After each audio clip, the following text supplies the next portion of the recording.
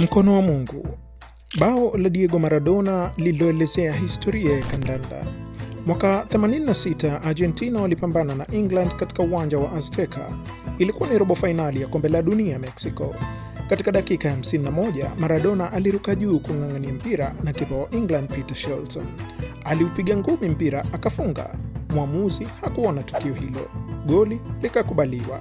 Maradona akaliita goli hilo La Mano de Dios, tafsiri yake mkono wa Mungu. Kutia chumvi kwenye kidonda cha England, Maradona akafunga tena. Aliwapiga chenga wachezaji 6 wa England na kufunga hilo bao. Goli hilo linaitwa goli la karne. Argentina waliishinda mechi hiyo 2-1 na Maradona na timu yake wakalibeba kombe la dunia mwaka huo. Baadaye aliomba radhi na akakiri kufunga kwa mkono, ila hasara ilikuwa tayari ishafanyika. Je, Maradona ni shujaa au mlaghai?